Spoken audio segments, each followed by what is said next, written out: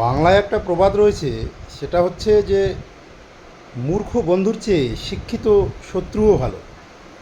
আর বিশ্ব রাজনীতিতে আমরা যদি দেখি, সেটার কিন্তু প্রতিফলন ঘটে। যুদ্ধবিধ্বস্ত দেশ হোক, তৃতীয় বিশ্বের দেশ হোক, মুসলিম দেশ হোক বা যে কোনো দেশ হোক, যাদের বন্ধুত্ব আমেরিকার সঙ্গে রয়েছে দীর্ঘকাল ধরে এবং আমেরিকার সঙ্গে বিভিন্ন রকম চুক্তি রয়েছে, সেটা প্রযুক্তিগত হোক বা পরিকাঠামোগত হোক বা শিক্ষা সম্পর্কিত হোক, এই যে এক্সচেঞ্জ প্রোগ্রামগুলি, তার মধ্য দিয়ে কিন্তু পৃথিবীতে অনেক দেশ কিন্তু উন্নত হয়েছে এবং উন্নতি লাভ করেছে। আর তার কিন্তু উদাহরণ আমরা গোটা বিশ্বে বিভিন্ন রাষ্ট্রে দেখব। সেটা দক্ষিণ কোরিয়া হচ্ছে তার সবচেয়ে প্রকৃষ্ট উদাহরণ।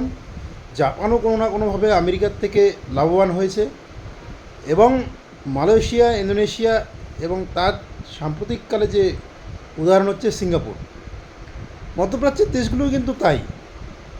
অপরদিকে কমিউনিস্টরা বা মার্ক্সবাদীরা যতই লম্ফজম্প করুক, তারা বিভিন্ন রকম সাম্যের কথা বলুক না কেন, বামপন্থী বা কমিউনিস্ট রাষ্ট্রগুলিতে কিন্তু সেই সাম্য কোনোদিনও প্রতিষ্ঠিত হয়নি।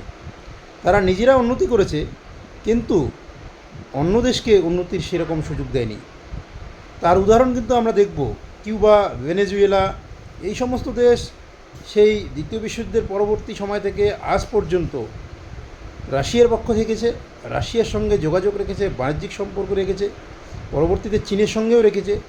কিন্তু চীন বা রাশিয়া, তাদের সহযোগী কোনো রাষ্ট্রকেই কিন্তু সেই উন্নতির একটা বৃহৎ স্তরে নিয়ে যেতে পারেনি, যেটা কিনা আমেরিকা পেরেছে south Korea, Singapore, Malaysia, Indonesia বা মধ্যপ্রাচ্যের দেশগুলির পরিকাঠামোগত উন্নতির ক্ষেত্রে। আর এই কাজটা বা এই বিষয়টা হয়তো বা সোমালিল্যান্ড বুঝেছে। সোমালিল্যান্ড রাষ্ট্রকে সর্বপ্রথম স্বীকৃতি দিয়েছে ইসরায়েল 2025 সালে। দেওয়ার পর সোমালিল্যান্ড একটি যুদ্ধবিধ্বস্ত এবং একটি গৃহযুদ্ধ তত্ত্বস্থ রাষ্ট্র, কিন্তু তারপরেও বিভিন্ন সমস্যা থাকা সত্ত্বেও সোমালিল্যান্ড বুঝেছে যে ইসরায়েলের সঙ্গে বন্ধুত্ব স্থাপন করলে আমাদের উন্নতি সম্ভব হবে। এবং সেটা বুঝেই কিন্তু সোমালিল্যান্ড উত্তর পূর্ব আফ্রিকার মুসলিম অধ্যুষিত রাষ্ট্রগুলির সঙ্গে থাকা সত্ত্বেও পূর্বে মধ্যপ্রাচ্য, পশ্চিমে উত্তর আফ্রিকার মুসলিম কান্ট্রিগুলো রয়েছে, এমনকি সোমালিল্যান্ড নিজেও একটি মুসলিম রাষ্ট্র, তারপরেও কিন্তু তারা ইসরায়েলের সঙ্গে বন্ধুত্ব স্থাপন করেছে। এবং তার ফলস্বরূপ 2025 সালে কোনো দেশই যখন সোমালিল্যান্ডকে স্বীকৃতি দেয়নি, ইসরায়েল কিন্তু দিয়েছে। ইসরায়েলেরও লাভ আছে, কেননা সুয়েজ কানালে ঢুকতে গেলে কিন্তু হর্ন অন্তরীপ প্রয়োজন, আর হর্ন অন্তরীপ নিয়ন্ত্রণ করতে গেলে কিন্তু সোমালিল্যান্ডের প্রয়োজন রয়েছে। তো তার ফলস্বরূপ দেখা যাচ্ছে যে এত সমস্যা থাকা সত্ত্বেও বিভিন্ন পরিকাঠামো, নিজেদের মুদ্রা বা কারেন্সি ব্যবস্থা, রাস্তাঘাট, সমস্ত কিছু কিন্তু উন্নতি হচ্ছে এই অল্প সময়ে। আর তাতে কিন্তু সাহায্যের হাত বাড়িয়ে দিয়েছে ইসরায়েল। ইসরায়েল তাদের প্রশাসনিক ভবন বানিয়েছে সোমালিল্যান্ডের রাজধানীতে, এবং সোমালিল্যান্ডও গত সপ্তাহে ইসরায়েলে তাদের দূতাবাস খুলেছে।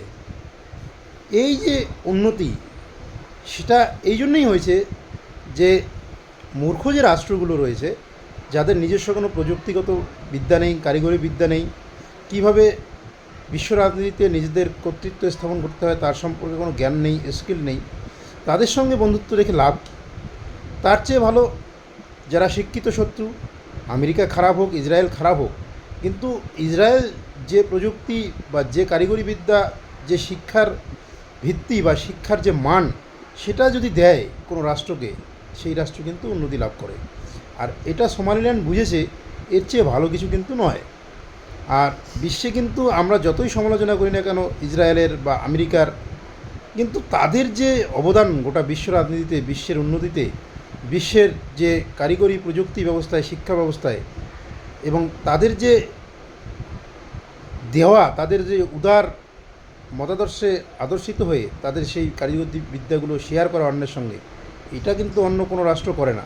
আর এদের হাত ধরেই কিন্তু তৃতীয় বিশ্বের বা পিছিয়ে পড়া রাষ্ট্রগুলি কিন্তু কোনো না কোনোভাবে উন্নতি করছে। কিন্তু চায়না বা রাশিয়ার কথা যদি আমরা দেখি, তারা কিন্তু ওই অল্প অল্প দেয় বা দেয়ই না। চায়না তো সব কিছু লুকিয়েই রাখে।